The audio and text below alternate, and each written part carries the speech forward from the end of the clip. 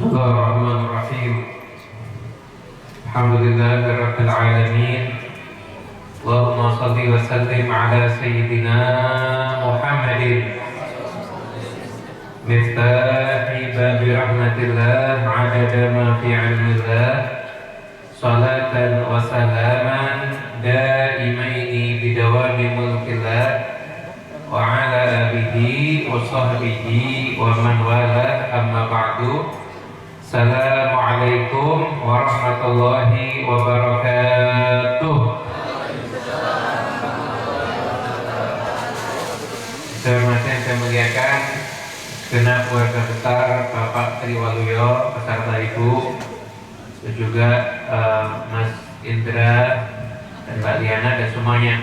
Pertama kita doakan untuk almarhum Bapak Suparlan bin Joyo Dimejo dan Bapak Haji Supar bin Sarkenawi dan Ibu Siti Maryam binti Sarwahid. Allah Ta'ala dari semua ibadahnya diterangi ke kuburnya, dijadikan kuburannya taman daripada tahun surga, dan amal soleh kita sore hari ini disampaikan kepada beliau. Al-Fatihah. Bismillahirrahmanirrahim. Bismillahirrahmanirrahim. Alhamdulillahirabbil alamin. Iya,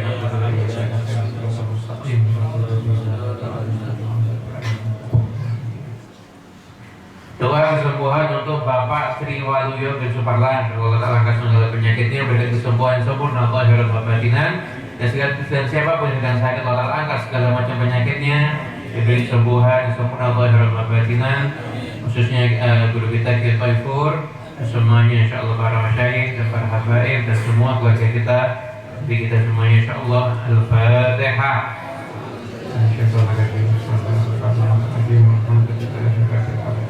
Ar-Rahmanir-Rahim, Maliki yaumiddin, iyyaka na'budu wa iyyaka nasta'in, ihdinas siratal mustaqim, siratal ladzina an'amta 'alaihim ghairil maghdubi 'alaihim waladdallin. Kemudian doa untuk keluarga Sakinah Mawaddah Warahmah, pekerjaan rezeki lancar berkah kepada Allah dan Rasulnya, keluarga Nur Indra Among dan Triana Among, dan juga Bradley lancar berkah ke semuanya, Kelambi semuanya, restu semuanya insyaallah dengan berkah. Dan keluarga Nur Indah Aristi dan Prasetyo Joko Nugroho diberi keturunan, semua hajatnya dikabulkan. Dan keluarga Nuresti Tristia Astarina siapkan dalam bulan, dilancarkan kelahirannya, diberikan rezeki dan urusannya semuanya. Dan siapapun yang hadir di antara kita yang punya hajat, dikabulkan semua hajatnya insyaallah. Al-Fatihah. Bismillahirrahmanirrahim. Warahmatullahi wabarakatuh.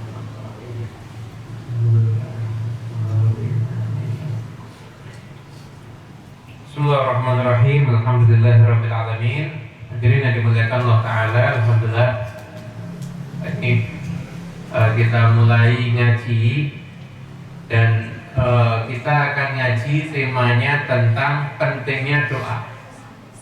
Pentingnya doa. Dalam hadis yang diriwayatkan oleh Mu'adz bin Jabal, beliau meriwayatkan dari Rasulullah Sallallahu Alaihi Wasallam. Rasul bersabda, "La yanfa'a hadzarun min qadar." Kehati-hatian itu tidak dapat menyelamatkan seseorang dari takdir. Memang kalau sudah takdirnya itu terjadi sesuatu, mau hati-hati ya tetap kena terjadi. Cuma memang orang yang tidak boleh ngawur. Sepintar apapun orang nyetir mobil, kalau takdirnya terjadi sesuatu, ya akan ada sesuatu. Atau yang keserempet kayak, yang apa kayak, ya itu takdir itu tidak bisa dilawan dengan kehati-hatian. Tapi, nah ini ada tapinya. Karena semuanya, yang namanya tukang listrik mau hati-hati kayak apa, wah ya kesetrum, ya tetap kesetrum. Gitu. Jadi yang namanya orang olahraga ya tetap waktunya cedera juga cedera. Jadi kehati-hatian itu tidak bisa menyelamatkan orang dari takdir, tapi tetap orang itu wajib berhati-hati. Tidak boleh orang menjerumuskan dirinya pada musibah atau menjerumuskan dirinya pada potensi musibah. Jadi Kalau rumah sakit diabetes, dokter udah ngomong suruh ngurangi gula, jangan dijarak, insya Allah takdir tidak apa-apa. Jangan, tetap harus jaga, tidak boleh orang. Bahkan yang mentakdirkan sakit Allah betul, tapi tetap suruh ngambil orang itu posisi hati-hati. Orang itu suruh ngambil hati-hati. Makanya dulu ada satu riwayat itu, saya lupa. Jadi kalau ada orang itu, dia itu kalau sampai tidur kok, misalkan dekat-dekat tangga tempat dekat-dekat loteng gitu lah, lalu sampai jatuh itu tidak usah didoakan, apa salahnya sendiri. Nah, jadi paham ya? Tetap orang itu wajib berhati-hati, tapi ya kudu ngerti hati-hati tidak bisa menyelamatkan. Terus gimana? Walakinna du'a yanfa'u mimma nazal wa mimma lam yanzil. Fa'alaikum bid-du'a ibadallah. Tapi kalian ini banyak doa. Doa itu akan manfaat baik pada takdir yang terjadi ataupun pada takdir yang tidak terjadi. Artinya apa? Kalau memang takdirnya cuma kena, tapi dia sudah doa gimana? Maka takdir yang tidak enak itu datangnya sama kelembutan Allah. Ada lutuf, ada kelembutan Allah. Contoh, gini. Saya kasih contoh ya. Di Gaza itu hidup enak apa enggak? Dohir. Jangan urusan pahalanya kalau syahid semua. Dohir. Tengah-tengah tidur, bareng ngelani bojone kok ganti ngelani roket, ngomong tentang itu. Nah itu kan gak enak. Tapi soalnya anak-anak kecil ya dolan, ya mesem. Kenapa? Karena ketika musibah itu menimpa mereka, maka disitu juga ada kelembutan Allah. Sehingga kita kalau bayangkan kita di posisi mereka itu berat, tapi ketika mereka mengalami, mereka tidak merasakan berat seperti yang kita pikirkan. Seperti yang kita pikirkan. Dan kita semua selamat insya Allah ya. Insya Allah. Saya beberapa bulan lalu kedatangan tamu, dan saya berinteraksi dengan tamu tersebut cukup lama. Tamu saya ini orang soleh, kalau dongo mustajab. Dia diuji sama Allah Ta'ala, tulang punggungnya tidak bisa nopang badannya. Jadi dia hanya bisa duduk itu harus nyandar, atau dia tiduran. Duduk tidak nyandar gini tidak bisa dia. Ini tidak bisa. Tapi kan ini ujian berat apa enggak?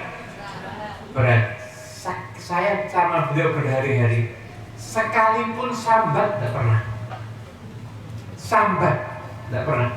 Anaknya yang ngopeni ngangkat, ngasih pempes atau sambat tidak pernah, mesem terus. Mereka ujian, tapi di situ ada kelembutannya Allah Subhanahu wa Ta'ala. Ayo bayangkan ketika kelembutan Allah tidak datang, badan sehat, duit ada, hidup enak, tapi tidak bisa syukur. Kok koyo-koyo enek wis sing kurang. Koyo-koyo urusan dikit gersulo, urusan dikit sampai. Ada atau ada? Ada. Hadir orangnya? Ada. Orang gede. Nah, jadi itu yang namanya orang itu doa itu manfaat baik takdir itu terjadi ataupun takdir itu tidak terjadi. Kadang-kadang doa itu jadi bentengnya bala. Ada hadis yang dari Imam At-Tabari, wa inna doa la yarqal bala. Ada orang jatahnya kena bala itu ujian. Bala itu kalau kena, saya tahunya ini bala atau ujian dari mana, Bib? Gampang. Nek kakean sambat, ini berarti bala tenang, musibah. Tapi kalau sabar itu namanya ujian naik derajat dia sebentar lagi. Ya, kalau dia naik derajat. Jadi bala itu mau turun, tapi orangnya itu dongo. Maka doanya ini fayahtalijani ila yaumil qiyamah, kan doa itu ketemu bala di perjalanan dan keduanya saling melawat sampai hari kiamat. Bala tidak jadi turun, bisa jadi itu karena doa. Jadi itu karena doa. Nah, paham ya? kemudian dalam hadis riwayat Imam Al-Baihaqi, jadi orang itu kena ada ujian macam-macam, wis singkatan doa, jalankan doa, walaupun ikhtiar juga harus. Nanti saya kasih contoh gambaran yang enak mungkin. Nanti pakai tanya jawab ya ibu-ibu ya. Siap tanya ada ini? Jangan tidak tanya loh ya. Ya, kemudian hadis yang ketiga, saya sudah dua hadis, tinggal hadis yang ketiga. Hadis 3 aja. Cukup merasa kayak aku tidak lali apa yang akhirnya. Nabi SAW beliau bersabda, Hassinu amwalakum bizakat. Bentengi harta-hartamu dengan zakat. Zakat itu kudu dihitung. Zakat itu harus dihitung. Punya toko ada zakatnya. Punya sawah ada zakatnya. Ternak, kalau ternaknya kambing, sapi ada zakatnya. Ternak berkecot enggak? Nah, kambing, sapi ada zakatnya. Berkecot enggak ada. Kucing enggak ada, waduh. Kucing enggak ada. Ayam enggak ada. Ayam enggak ada aman. Tapi telurnya dijual, ada zakatnya. Telurnya dijual ada zakatnya. Intinya belajar ilmu tentang zakat. Zakat itu harus dibayarkan. Itu harus dibayar. Berapa beb zakat itu? Zakat itu dikit, 2,5%. 1/40. Katakanlah ya, ngitungnya biar gampang. Jadi kan kalau punya duit 40 juta, zakatnya berarti berapa? 40 bagi 40 berapa? 10 makai per 4 itu. Jadi kan punya uang 40 juta, zakatnya berarti berapa? 40 bagi 40 berarti berapa? 1. Banyak apa dikit? Ini. Kalau jenengan punya duit 400 juta, zakatnya berapa? 10 juta. Banyak apa dikit? Dikit. Dong ngatur 90. Ibunya 390. Banyak apa dikit? Dikit. Jangan kalau punya uang 40 miliar, tidak ada lagi. Bakat kiri hanya bukan gitu. Amin. Jangan kalau punya duit 40 miliar, zakatnya dulu. Punya uang 40 miliar, berarti zakatnya berapa? 1 miliar. Banyak apa dikit? Banyak apa dikit? Udah dengan punya duit 41 miliar. Jadi yang satu keluarga buat zakat ya. Nah, sallallahu Nabi Muhammad. Ya, untuk zakat itu 1/40. Terus gimana, Be? Jadi gini, dihitung nanti disisihkan. Nanti disimpan uang zakat saya. Kayak saya ya, saya. Jangan tak kasih contoh saya biar paham. Saya kan punya dagang sarung, madu, ngajar. Itu untuk saya kumpulkan. Tak hitung. Pertama kali harta saya mencapai nisab bulan apa hijriahnya? Ternyata ketemu bulan Safar. Bulan Safar. Nisab itu ada perak itu 5,8 juta. Kalau perak 5,8 juta, kalau perak 5,8 juta, kalau emas itu sekitar sarannya berapa? 40-80 juta emas. Ini tabungan ada 80 juta, terus rasa mikir zakat apa? Malah mungkin saya bisa nambah kadang-kadang.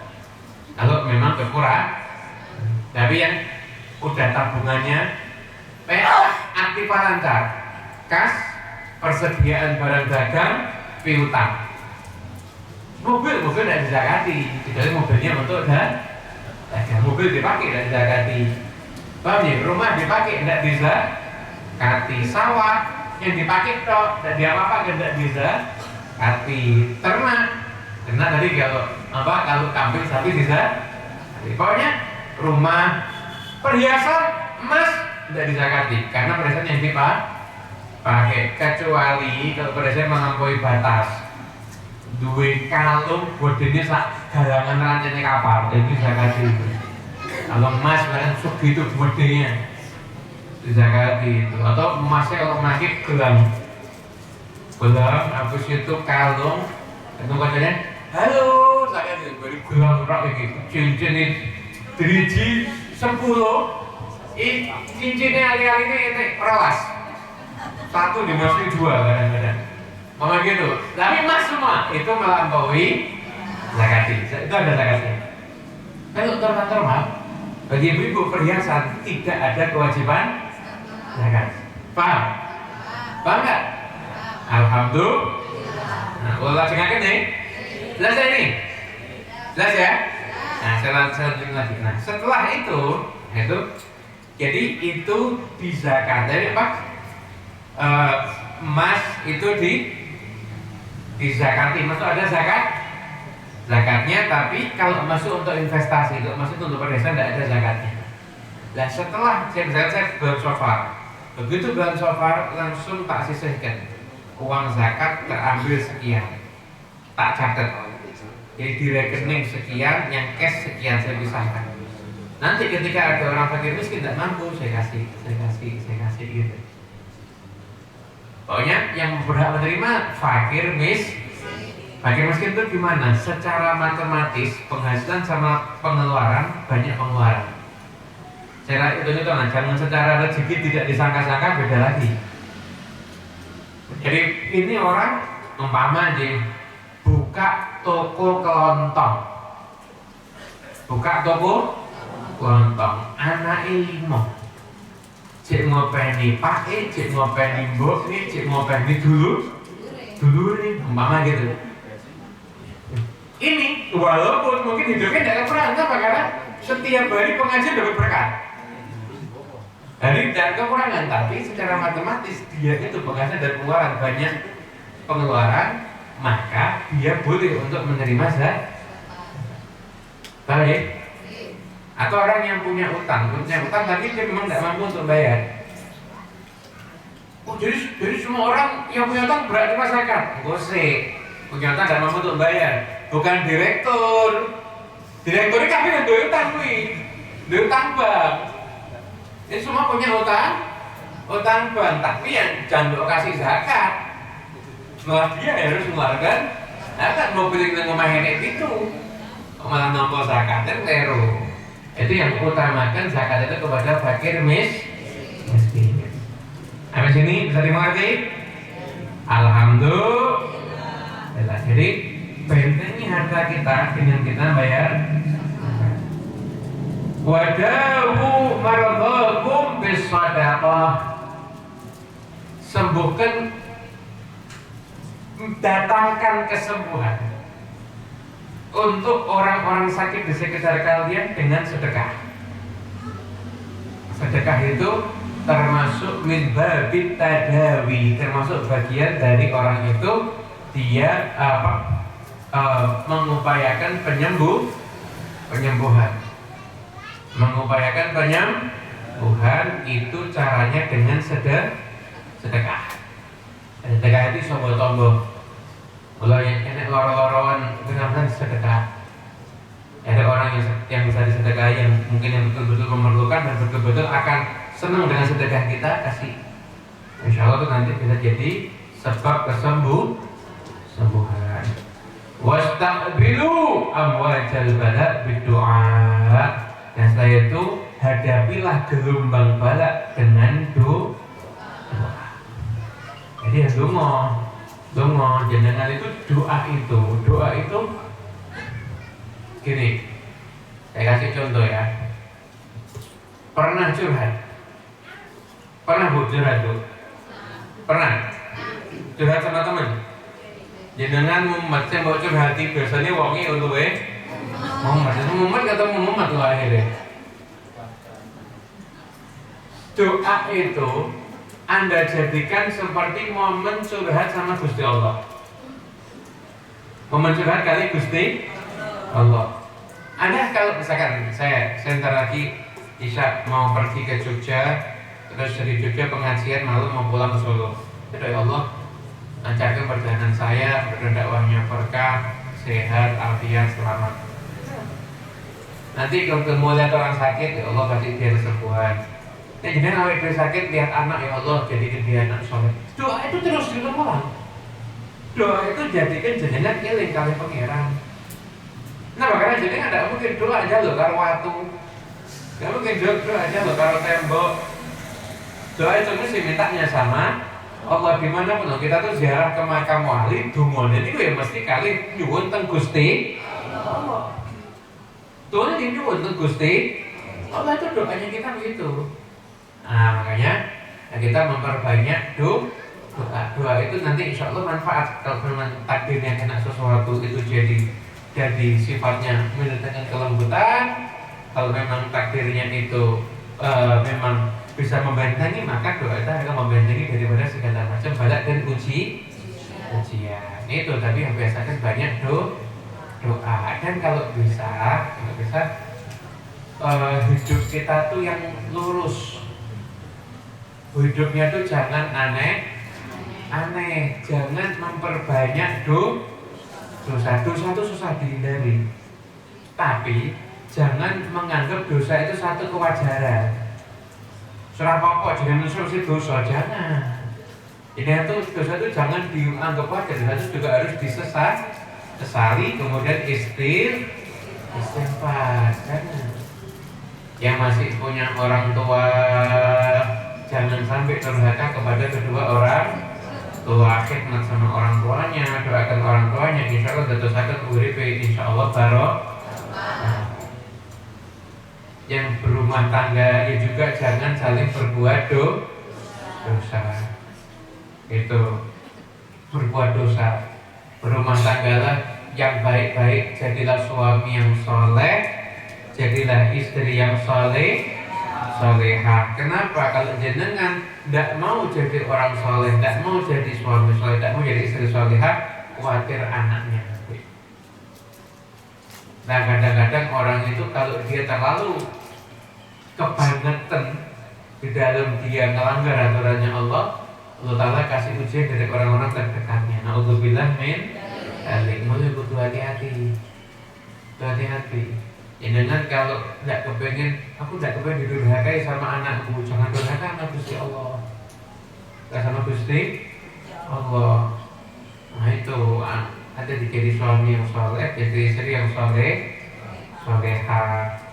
Celana gue serapi rasa kakian reuni, ketemu loncong. Sama ibu-ibu juga sama, bodoh ini. Nah yang ibu-ibu yang bos-bos sudah ada. Arab remnya mau koncongnya semantik apa ya, mama ada tikuan.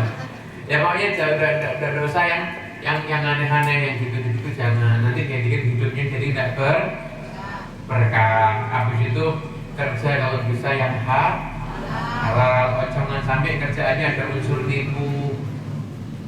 Sumpah, ini kula ini orang saya pulau saja terpanjang orang saya 500, padahal kula ini tetap 500. Terus apa kayak gitu? Terus usah pakai bohong. Kerja ya kerja saja. Kadang-kadang orang itu kaya bisa hancur loh. Banyak enggak orang yang 20 tahun lalu hidupnya kayak sekarang enggak punya apa-apa? Banyak enggak? Banyak orang enggak punya apa-apa tapi sekarang hidupnya berkah. Jangan cari kaya, cari diberkahi. Cari diberkahi itu lebih enak daripada kaya tapi enggak kaya itu enggak berkah, hidupnya ruwet terus nanti. Anti enggak pernah tenang, anti enggak pernah padam. Itu sholat yang dilakoni. Kenapa? Karena sholat itu bagian daripada sholat yang dilakoni. Jangan nampun pengen ngajian nanti dalu-dalu jam 12 jam 1 mulai sholat subuh telat. Itu lebih baik Anda di rumah tidak berangkat, lebih selamat daripada pengajian dari subuhnya akhirnya terlambat. Gitu loh. Jadi hati-hati. Jadi kita hidup yang normal-normal saja, jadi orang baik, Insya Allah kita semua hidupnya diberkahi Allah Subhanahu wa Ta'ala. Amin. Allahumma amin. Penemu ini nggak sakit mengaturakan. Ini sudah hampir jam. Itu sudah mulai hampir setengah jam. Nanti insya Allah lanjutnya diisi tanya jawab. Tanya jawab, ada pertanyaan silakan tanya. Mau pakai kertas juga boleh. Ada kertas? Ada kertas nih Mas Indra. Ini ada kertas, monggo ditulis di kertas.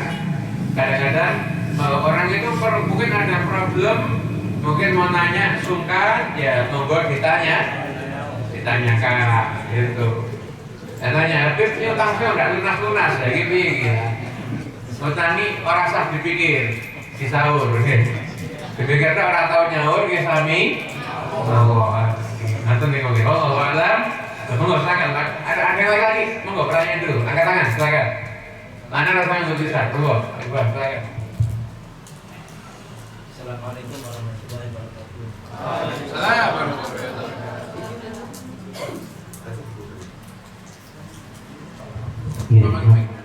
Kemudian ini tadi saya nyetabus, kemudian teman saya ada yang tanya kemudian karena profesi teman saya kemudian komunitas saya itu banyak yang jasa konstruksi.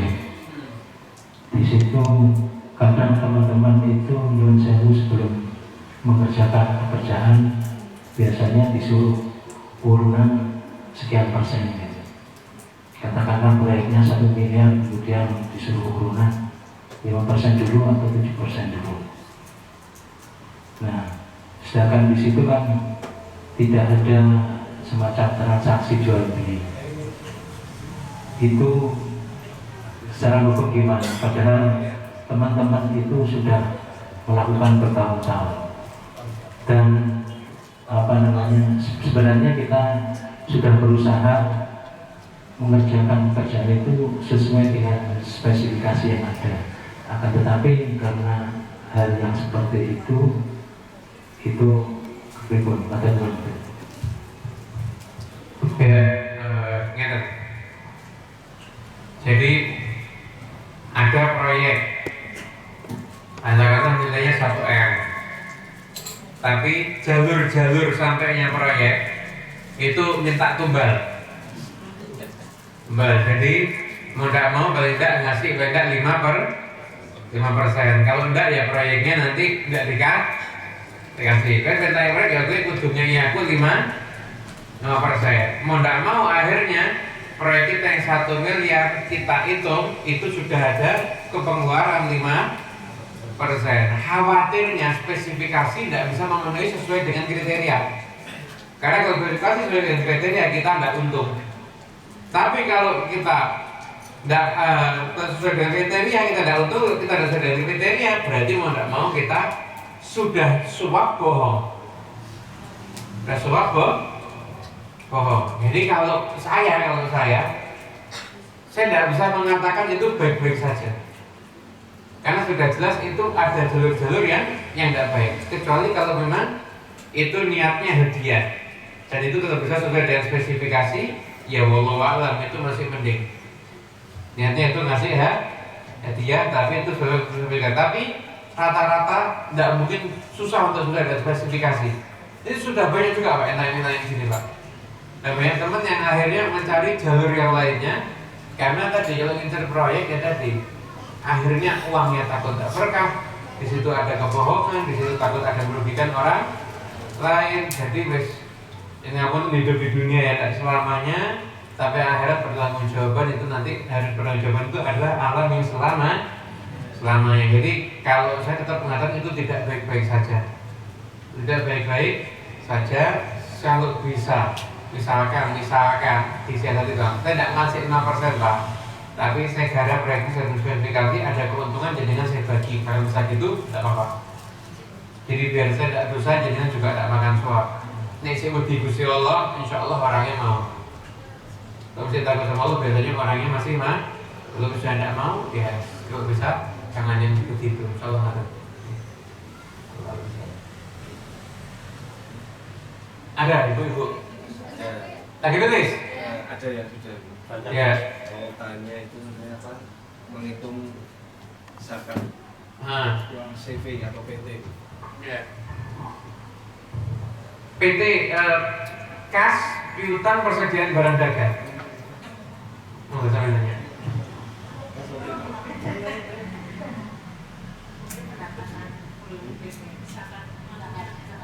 Jadi gini, katakanlah laporan tutup buku itu yang dihitung bukan pendapatan total, kas yang masih ada itu sudah diambil buat privé atau pendapatan pengeluaran pribadi itu sudah dihitung. Jadi kas yang tersisa aja berapa, piutang dan piutang itu dipisahkan, yang masih bisa terbayar dan yang tidak bisa terbayar juga. Yang bisa terbayar aja, yang ada potensi dibayar itu yang dihitung, yang tidak terbayar kalau sampai total dibayar yaitu kita keluarkan. Itu kita keluarkan sama persediaan barang dagang. Kalau memang punya persediaan barang dagang itu dikeluarkan kalikan 2,5%. PT-nya apa? Contohnya apa? Konveksi. Itu jadinya barang dititipi atau jadinya pulang. Kenapa bu? Kenapa? Oh produksi barang, jadinya produksi dari kain, jadinya produksi nanti barangnya jadinya jual. Nah nanti jadinya ketika tutup buku jadinya lihat kasnya ada berapa, piutang ada berapa, sama persediaan barang dagang. Persediaan barang dagang yang sudah berupa barangnya itu ada berapa? Ini nanti kali 2,5%. Kalian 2,5%. Paham atau masih ada yang nonton ganjil bu? Kok wajahnya masih bertanya-tanya? Enggak apa? Matur mawon. Kalau bahannya yang belum jadi gimana bu? Bahannya yang belum jadi, Bahan baku. bahan bakunya insya Allah tidak, ya insya Allah tidak. Belum ya? Belum jadi bahan kan, persediaan barang dagang itu kan barangnya ya kan? Insya Allah enggak. Barang sudah jadi, beda-beda. Kalau jadi langsung jika terjadi tidak pernah nyetok, ya kas kita bisa berdagang. Kalau misalnya jangan jaga-jaga sekalian bahan bakunya tidak apa-apa juga. Aku jaga bahan bakunya juga tidak ada masalah daripada ragu-ragu karena misalkan tipe jadangan barang jadi itu langsung ambil, jadi langsung diam sehingga tidak punya stok gitu. Itu mungkin. Paham ya?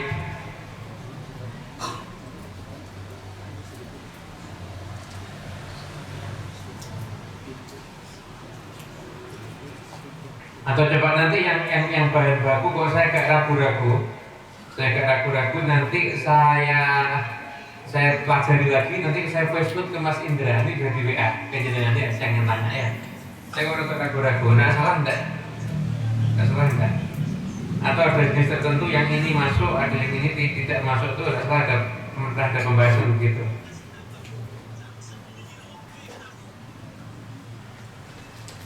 Ayo,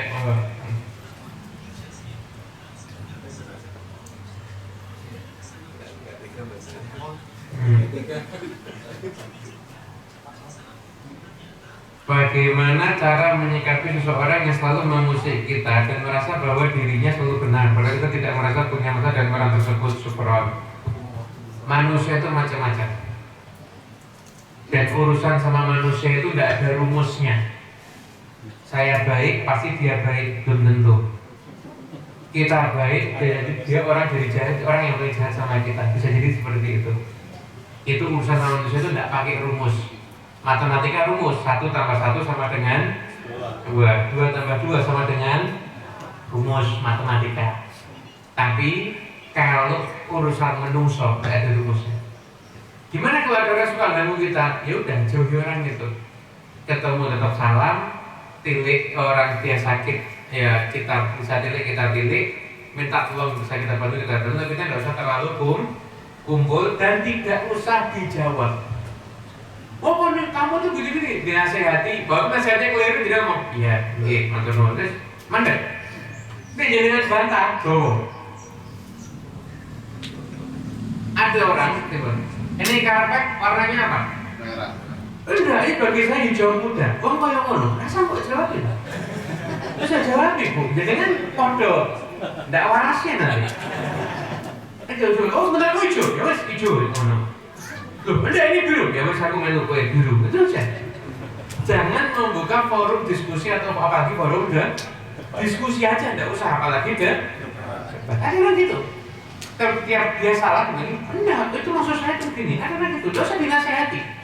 Terus dia datang minta nasihat, baru kita kasih nasihat. Itu dia nolak, dia sudah datang minta nasihat, itu sudah tidak mungkin terjadi juga. Tapi kalau sampai dia begitu, nasihati, dia nolak, dia udah. Gak usah bingung. Baik. Ya, ada lagi, monggo. Amalan apa agar cepat dapat jodoh? Baca ayat ini.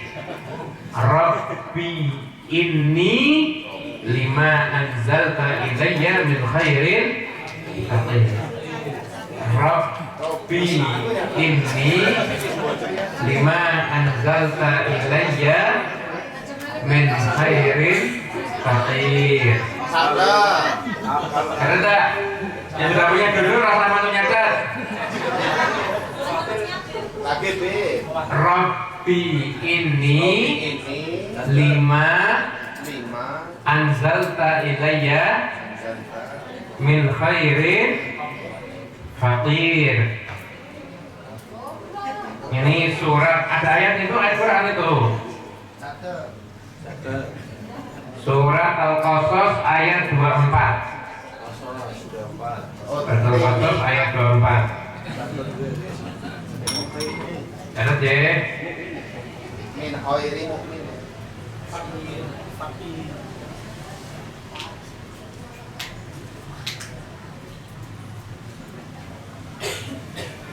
Paham? Jelas? Betul ini?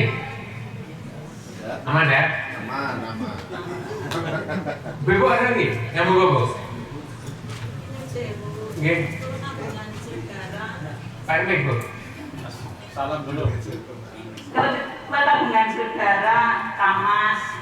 Kalau bayan menika aganipun Islam, samenika Kristen, lapun sedo niku kula mendoakanipun kepripun lan saged apa boten? Matur nuwun.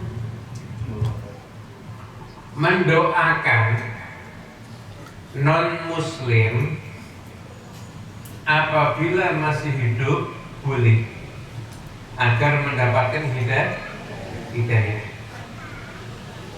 Tapi kalau sudah wafat, fokusnya jangan doakan yang sudah wafat. Doakan anak-anaknya, keluarganya. Kalau tidak Islam biar Islam, kalau sudah Islam biar dijaga imannya, gitu saja.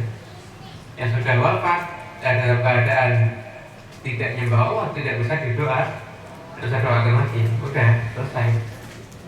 Terpisah ya udah, itu apa yang dia pilih, ya itu harus dia bertanggungjawabkan.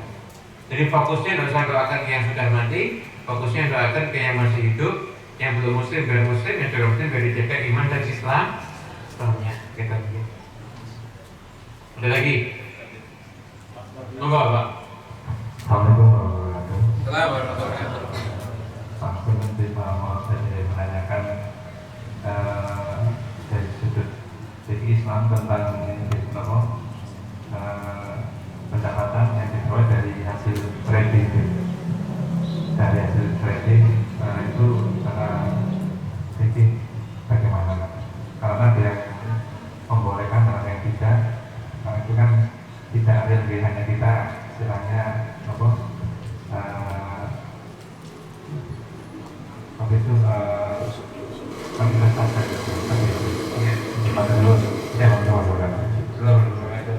kalau tradingnya itu dia halal nggak apa-apa. Pabrik kertas, pabrik apa boleh. Tradingnya pabrik bir itu nggak boleh. Tradingnya di barang yang halal tidak masalah. Itu kan kayak kita ngasih naruh saham terus bagi ya sudah tidak ada masalah. Trading itu tidak ada masalah. Itu kayak orang bagi ya sih boleh-boleh aja. Boleh-boleh aja. Itu masih aman, insya Allah. Ada lagi? Ya. Tidak apa-apa pakai mic, nggak usah. Bedanya benar. Assalamualaikum warahmatullahi wabarakatuh. Itu seumpama anaknya itu kategori orang kaya tapi orang tuanya miskin, apa bisa itu anak memberi zakat pada orang tua? Ya. Sahabat saya jawab, ibu ada pertanyaan lagi?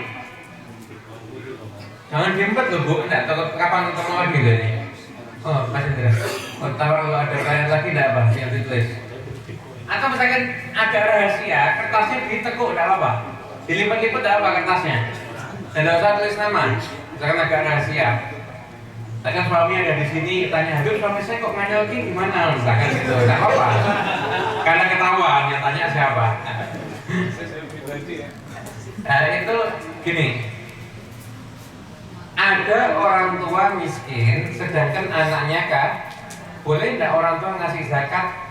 Anak ngasih zakat ke orang tuanya? Tidak boleh. Kenapa? Karena orang tua yang miskin itu wajib dinafkahi sama anak. Beda kalau dibalik orang tuanya kaya, anaknya miskin, berarti anaknya sudah berumah tangga. Nanti zakat ke anaknya itu boleh. Atau jenengan kaya, orang tua misalkan cukup, adik misalkan tidak mampu, kasih zakat ke adik boleh. Ke mertua boleh. Ke misan, sepupu, tonggo, itu malah lebih bagus daripada dikasih ke orang lain, gitu. Lanjut. Ada lagi, monggo. Ibu, tuh ditekuk-tekuk, nggak apa-apa kertasnya, jangan khawatir. Kerahasiaan terjamin. Nah, belakang, nggak apa-apa. Gitu. Silakan, sesi curhat diperbolehkan.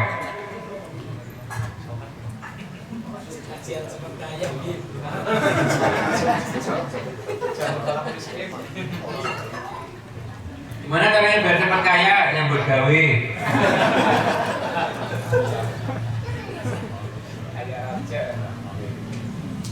Rezeki itu misteri. Rezeki itu misteri. Ini orang kerja keras akhirnya sukses. Yang kerja keras tidak sukses lebih banyak. Kamu jangan santai-santai, nanti gagal. Santai-santai sukses ya juga. Ada, wis pokoknya itu nggak usah dipikir. Yang penting urip cukup, muka-muka diberkahi wis sudah. Kalau sama Allah telah dijadikan kaya ya alhamdulillah. Alhamdulillah. Monggo. Ada Bu? Silakan tanya Bu. Yang kertas juga masih ditunggu. Ayo, selama hidup dengan kertas ini.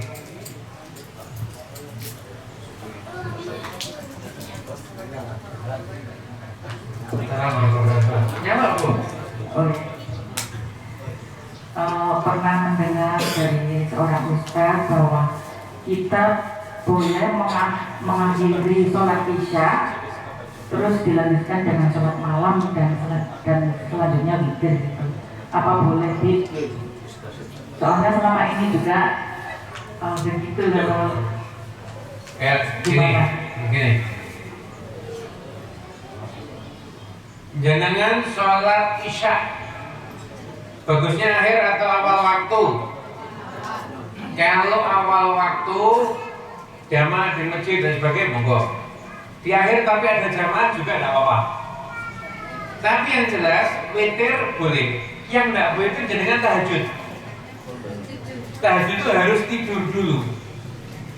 Dan ketika bangun posisinya betul hanya ingin melaksanakan ibadah sunnah, itu baru namanya tahajud. Iya begitu.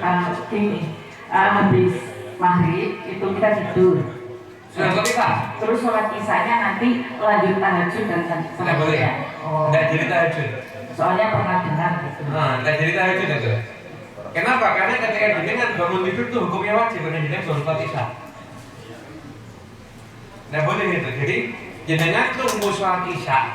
Setelah sholat isya jenengan tidur, bangun sholat malam tidak apa-apa. Jadi perlu dimodifikasi sedikit saja. Dan tahajud itu harus niat tahajud. Apapun sholat sunnah kalau kita bangun setelah tidur jadinya tahajud. Kalau jenengan witirnya belum 11, witir mawon loh sampai tahajud itu sudah otomatis jadi tahajud. Tahajud itu hanya istilah untuk sholat sunnah yang kita kerjakan setelah kita bangun tidur. Jadi apapun sholat sunnahnya itu otomatis menjadi tahajud. Begitu. Monggo. Ini kertasan tak sesuai ini. Sampai belakang lagi. Oh, sampai belakang. Assalamualaikum warahmatullahi wabarakatuh. Assalamualaikum warahmatullahi wabarakatuh. Saya mau tanya Pak Habib. Adik saya kan di kota lagi pulang kampung sakit. Tapi itu istrinya amanahnya mau minta uang. Baca Pak kewajiban ngasih nafkah apa enggak? Gimana? Adik saya sakit dari Jakarta, pulang kampung. Pulang ke Kebumen. Ke kampung halaman. Ya, anggap Kebumen kampungnya. Iya. Sekarang lagi sakit lah. Tapi itu istrinya mamanya kok minta uang nafkah lah. Tapi itu lagi sakit. Apa itu kewajiban ngasih nafkah apa enggak? Kalau dia masih mampu sebenarnya wajib. Iya, tapi Masih sah sebagai suami kan? Iya. Ya itu tetap wajib ngasih nafkah. Tapi ketika tidak mampu, jatuhnya benar dihitung utang harusnya. Karena jadi seperti dihitung utang. Makanya kalau itu ya makanya istri samanya harus pengertian. Harus minta nafkahnya boleh, tidak ada masalah. Tapi ngaku saya tidak mampu itu juga tidak apa-apa. Nanti kalau saya mampu saya kasih gitu ya. Iya. Tapi itu sakitnya ya bersyukur lah. Ya, mungkin tabungannya atau apa yang ditarik sama istrinya mungkin. Oh iya. Tabungannya. Iya. Ya, terima kasih. Boleh nggak kita nyicil emas di bank syariah, beli emas nyicil gitu? Nggak apa-apa. Selama harga emasnya 500 juta, nilai cicilan kita juga 500 juta, itu nggak apa-apa. Atau misalkan harga emas 500 juta, bank jual sama kita 510, kan gitu. Atau biasanya kalau jual sudah langsung ya 500 juta gitu ya. Kalau jual 500 juta dicicil, tidak ada masalah. Dengan catatan bunganya tidak boleh naik turun. Udah disepakati 500 terus dinaikin dari 502, tidak boleh. Paham ya? Jadi disepakati 500 terus jadi 503, itu tidak boleh. Itu jadinya riba itu. Monggo.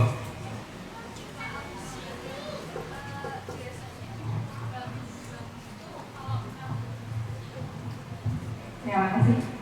Bib mohon izin bertanya kembali. Kalau di bank syariah itu biasanya kalau kita menabung emas harganya 5 juta itu ada uang biaya perawatan begitu itu kita kira-kira gimana nih? Kalau biaya perawatan tidak ada masalah, memang emasnya dirawat betul sama dia kan? Tidak apa-apa. Terus kalau kita minta emasnya diambil fisik juga bisa kan? Ada. Ya tidak apa-apa, tidak ada masalah. Tidak ada masalah. Gitu. Kalau misalkan kita tidak membayar 1 bulan atau 2 bulan terus kita kena denda itu gimana? Bunga. Bunga. Riba itu jadi. Oh jadinya riba. Tapi kalau selama kita menyicilnya lancar gitu nggak apa-apa. Insya Allah aman-aman saja. Oh iya, matur. Ya, insya Allah. Ada lagi? Ya, monggo. Ini dulu, ini yang depan tuh masnya ini. Monggo. Assalamualaikum warahmatullahi wabarakatuh. Assalamualaikum warahmatullahi wabarakatuh. Mohon maaf pertanyaan ini. Kebetulan saya sendiri pribadi itu kerja di birokrasi pemerintah di samping saya tidak sebutkan nanti bawa pas Indra ngomong itu mau detek. Ini seperti ini. Dalam pemerintahan itu kan biasanya ada sebuah proyek belum dikerjakan itu sudah ada LPJ-nya. Nah mau tidak mau saya harus tanda tangan itu bagaimana itu.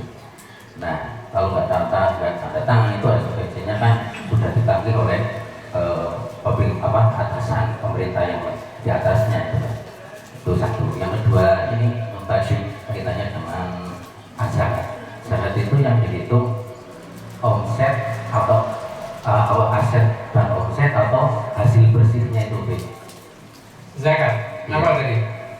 Itu yang dihitung dari aset dan omset atau hasil bersihnya. Hasil bersih setelah dikurangi operasional. Iya, nah, siap. Itu ada kan? Umum Usaha ya. Nah, terima kasih itu bis. Ya, untuk yang pertama, kalau memang kita tahu di situ ada penipuan, hukum asalnya untuk tanda tangan itu haram. Untuk tanda tangan itu haram. Tapi kalau kita terancam, kalau kita tidak tanda tangan itu, diancam dan lain sebagainya, ya sudah, gimana lagi? Ya, kita tetap tidak boleh meridhoi perbuatan itu, dan sebisa mungkin kalau kita tidak tanda tangan, ya kita tidak tanda tangan. Misalnya kita bisa ngelak terus atau bilang gue yang jujur atau sahabat dan lain-lain, itu diperbolehkan hanya untuk darurat ya, hanya untuk darurat. Itu satu. Yang kedua, gini, yang gitu tuh kas kita, kas yang ada. Saya kan sebelum waktu zakat jadi kan beli sesuatu, ya sisa kas itu yang gitu, bukan total penghasilan, enggak. Kas yang ada, piutang, persediaan barang dagang itu aja. Kas yang sedang ada berapa, piutangnya atau persediaan barang dagangnya sedang ada berapa, gitu ya. Ya, betul.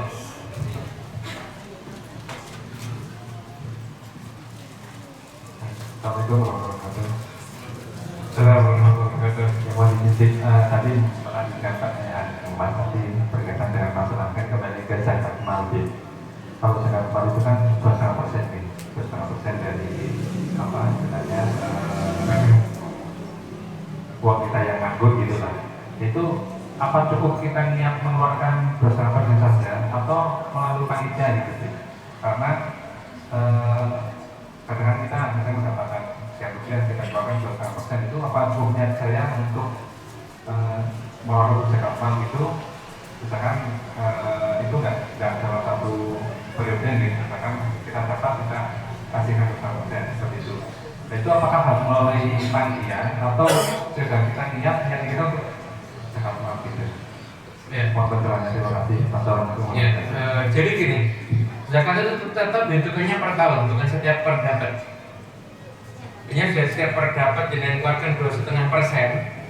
Yang harus panitia intinya di situ nanti ada catatan yang agak rumit nanti. Jadi kita kembali hitungan zakatnya itu per tahun. Apa? Pada dengar mikirnya? Oh, mau ditanya sih, bentar, ini ada lagi, bentar, antri dulu. Jadi zakat itu, misalkan awal saya punya uang berapa?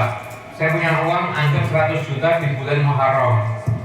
Selama Muharram setahun sampai setahun depannya, uang saya tidak pernah kurang dari 80, misalkan 90 naik 110 terus ke 100 lagi. Nah mulai itu saya mengeluarkan 2,5%. Di tahun yang kedua itu saya mengeluarkan 2,5%. Dan setiap saya dapat keuntungan 2,5%, itu nanti tetap hitungannya jadinya kacau nanti. Jadinya susah nanti jadinya. Jadi tetap hitungannya tahunan aja, keluarkan 2,5%, sisihkan, niatkan ini jatah untuk mustahik, khususnya orang yang berhak menerima zakat itu lebih bagus gitu. Ada nih? Yaudah ibu dulu nih, ayo kita lagi ini pertanyaan terakhir ya. Bismillahirrahmanirrahim. Masih melanjut pertanyaan yang tadi, kami menanyakan, kami memang tiap bulan sudah dipotong gaji dengan bagian fee. Kan tadi dihitung dalam 1 tahun, tapi tiap bulannya gajian langsung dipotong Zakat. Kami pun kemarin sama Basnas dipotong lagi yang TPP, tambahan penghasilan pekerjaan. Memang betul TPP itu tidak sama tiap bulannya menerimanya, tapi kami dipotongnya tiap bulan. Apakah itu termasuk zakat mal yang seperti tadi disampaikan tiap bulan itu? Yang kedua, kami ingin menanyakan tentang zakat mal toko yang memang kami keluarkan di tiap bulan di tanggal awal berupa sembako yang memang kita berikan kepada yatim piatu. Apakah itu bisa kami hitung sebagai zakat mal kami untuk penghasilan toko kami? Mungkin itu aja. Terima kasih. Ya, Bismillahirrahmanirrahim. Adapun penghasilan yang dipotong setiap bulan 2,5% masuk ke Basnas, itu memang repot. Jadi itu akhirnya menjadi hitungannya kacau. Jenengannya kacau. Jadi ini saran saya, itu jenengan niati sedekah mawon. Niati sedekah, tapi zakat mau jenengan setiap tahun jenengan lihat angkanya mencapai nisab atau tidak, angka jenengan. Kalau jenengan tidak mencapai nisab, tidak wajib mengeluarkan zakat. Tidak wajib mengeluarkan zakat. Jadi kalau mencapai nisab, misalkan tabungan jenengan 100, 200, 300 yang sudah mencapai nisab jelas, itu keluarkan zakatnya dari situ aja. Nah itu kita tiap bulan toko mengeluarkan sembako karena yatim piatu. Apakah itu jadi zakat? Dan jadi zakat itu jadinya itu adalah sedekah. Zakat itu dikasih dalam bentuk uang kepada fakir, miskin atau 8 golongan yang tidak mampu itu diantaranya ada orang yang punya utang dan sebagainya. Tapi yang paling banyak sekarang ini fakir. Jadi fokusnya 2,5% kasihkan kepada fakir, miskin itu aja. Itu ya. Pertanyaan bisa, pertanyaan cukup nih. Bagaimana menghadapi suami menyebalkan? Kita kok gitu nanti. Ini menyebalkannya suami. Entah, dengerin dulu. Saya ini kan dari pihak suami, tapi saya harus juga peka terhadap perasaan wanita. Jadi gini. Menyebalkannya suami itu tetap lebih enak punya suami daripada tidak punya suami. Iya kan? Satu itu. Dua. Yang penting dibangun itu komunikasi. Itu komunikasi. Kalau ada sikapnya suami yang kamu tidak suka, ngomong aja. Tapi kamu juga harus siap dengar apa sikapnya kamu yang tidak disukai sama suami kamu. Di situ nanti masing-masing jangan otot-ototan, tapi masing-masing saling menerima. Anda misalkan suamiku nganyelki, kalau Anda misalkan bisa sama dia, Anda cari suami lagi, Anda dapat mungkin jawab lebih nganyelkinya mungkin. Sama aja, manusia ini hidup di dunia tidak ada yang sempurna. Kalau Bapak juga sama, bojoku nganyelki, tak jolki. Aku jolki bodoh. Sama aja.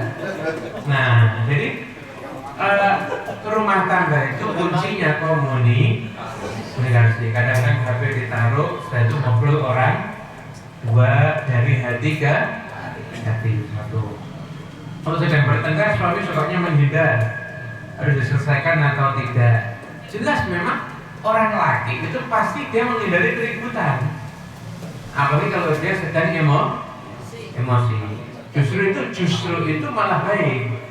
Tapi setelah itu nanti gimana caranya salah satu ada yang memulai untuk ngomong, memulai untuk membuka komunikasi. Oh, orang ngalah itu apa tercela toh? Suami yang mengalah sama istri, apa Anda terjadi derajatnya turun? Ya enggak. Anda tidak salah tapi Anda minta maaf, itu Anda mulia. Kenapa? Karena Anda memilih tindakan untuk mengakhiri segala bentuk konflik. Anda tidak salah kan? Ya saya minta maaf, tidak apa-apa. Tidak ada masalah, itu baik suami ataupun istri. Jadi memang ada masa di mana sesaat, dua saat itu jangan lama tapi suami biar ngademkan pikirannya, yang istri juga biar ngademkan hatinya. Setelah itu nanti tetap yang istri, jadi yang istri itu kalau semakin melunak, suami pasti juga ikut lunak. Jadi istri datang, nanti tangannya suami dicium, dibuat makanan kesukaannya. Dan kenapa kok marah? Ada apa-apa ngomong, jangan marah. Jadi suami kalau sudah ngomong, sudah melampiaskan, reda, istrinya ganti, saya juga gini. Tapi sudahlah, besok kita baikan saja. Enak kan? Enak mana?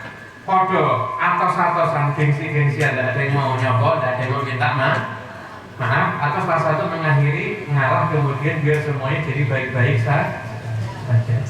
Ini kalau sesekali bumbu pernikahan, tapi terlalu sering jadinya tidak sehat untuk rumah tangga. Paham ya? Tetap harus ada yang ngalah. Apa pada istri membantu nafkah suami atau istrinya bekerja? Kalau suaminya itu bagus-bagus saja, itu insya Allah termasuk cara istri berkhidmat kepada suami. istri melihat suami terlanjur benci sama suami, dosa atau tidak? Walaupun bencinya di batin, karena keinginan kita itu tidak dikabulkan oleh suami. Jadi ada gini, tiba-tiba lihat suaminya ilfil, hilang rasa, misalkan gitu, itu dosa atau tidak? Karena ini perasaan, tidak dosa. Benar. Jadi pakai ngaji tidak boleh dipotong. Jadi gini. Perasaan itu tidak bisa dihukumi, aksinya yang dihukumi. Contoh gini, maaf ya. Orang jatuh cinta sama suami orang. Baru itu suami. Bentar. Nyaut dua ini. Bentar, orang jatuh cinta atau gini, laki-laki jatuh cinta sama istrinya orang. Dosa apa enggak? Enggak. Ini kita bahas hukumnya dulu, gitu loh. Nah, jangan disaut dulu ya. Hari biar pulang ngajinya utuh, isi kepalanya padang. Perasaan itu enggak ada hukumnya. Tidak bisa dihukumi. Laki-laki jatuh cinta sama istrinya orang. Selama dia diem aja, memendam aja, itu tidak dosa. Tapi mulai stalking IG, mulai nyedai, begitu niat mulai itu langsung dosa. Paham? Jelas? Istri ilfil sama suami, hukum perasaannya dosa atau tidak? Tapi begitu dia bertingkah yang menyakiti hati suami, itu mulai dosa. Jadi pahami? Nah, terus gimana? Itu tidak boleh dibiarkan. Jadi kita tidak wajib menikahi orang yang kita cintai, tapi kita harus bisa mencintai orang yang kita nikahi. Setuju?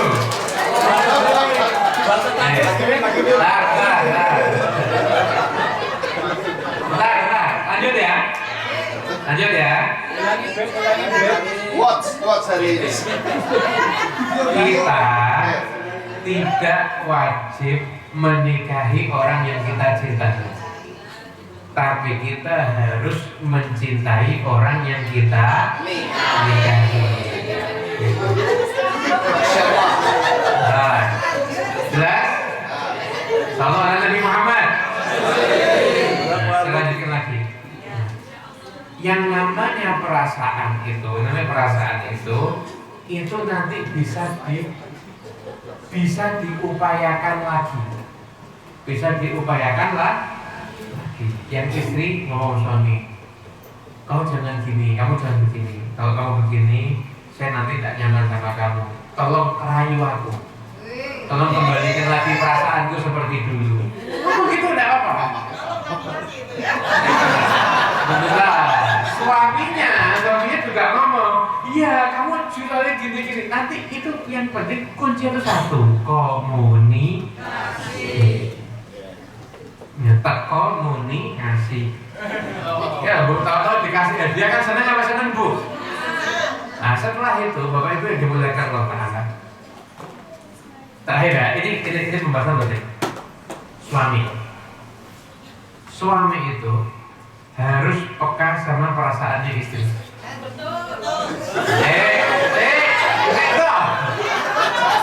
Saya jadi terkesan sama para suami nih. Dengarkan dulu.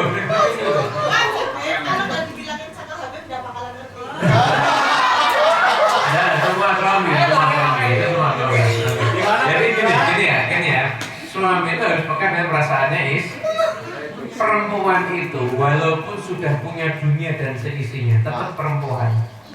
Suaminya datang bawakan hadiah senajan cuma coklat satu itu tetap senang. Digombali. Walaupun ngerti nih itu ngapusi tetap senang, betul enggak? Misalkan bangun tidur, ya Allah, padangi rembulan kalah karo senyummu. Itu walaupun itu bohong, istri juga tahu kalau itu, tapi tetap paham nggak? Paham nggak?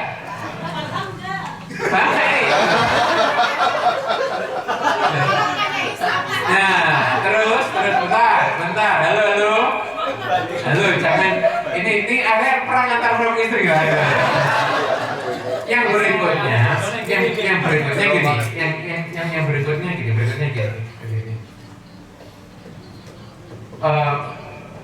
Jadi suami harus peka dengan perasaannya istri. Kadang-kadang istri itu cuma perlu ditemani ngobrol, didengarkan suaranya. Jadi perhatikan sektor, ya betul. Nah setelah suami mulai berupaya untuk semakin peka kepada istri harus dalam kesadaran yang nyata.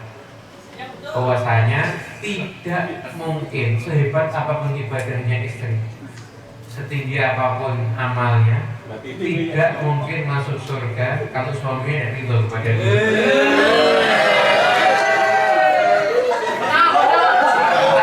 Tidak ada menang kalah. Lanjut lagi, bentar ya, dengarkan dulu. Kalau ada satu malam di mana suami terluka dengan perasaan istri, dan di malam itu istri ditakdir mati, tidak mungkin masuk surga dengan mudah ya. Tidak masuk surga denganmu, proses masuk surganya akan susah. Wajahnya Alhamdulillah min. Kenapa? Karena bagaimanapun juga suamimu yang pontang-panting dari nafkah untuk kamu, dan kamu sudah ridho dia jadi imam dalam kehidupanmu. Pasti istri punya kekurangan, suami juga punya kekurangan. Nah, suami dan istri yang itu bukan saling melihat kekurangannya masing-masing, tapi saling menerima kekurangannya masing-masing. Oleh karena itu, yang hebat ada yang bisa menjadikan rumah tangganya berwarna dan berseri-seri. Ada ngobrolnya, ada apa? Ya, pokoknya sholatnya jamaah, itu mungkin ada waktu untuk berdua dan lain sebagainya. Apakah suami wajib menuruti semua keinginannya istri?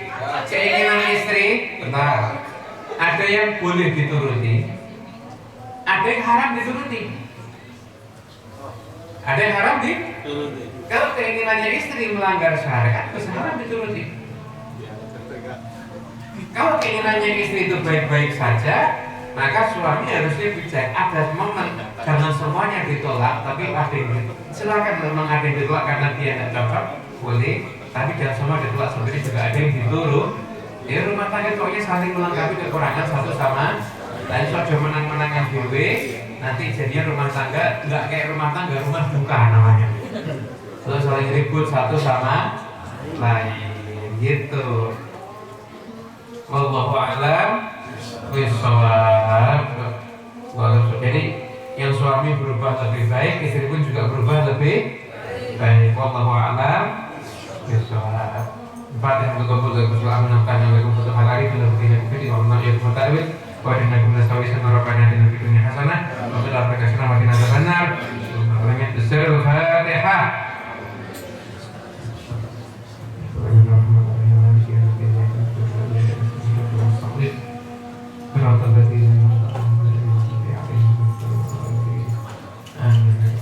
Dari saya cukup sekian, kurang lebih menurutnya. Ini saya tidak nyudutkan suami manapun, nyudut istri manapun, tapi harapannya adalah kembali memperbaiki diri agar lebih baik. Assalamualaikum warahmatullahi wabarakatuh.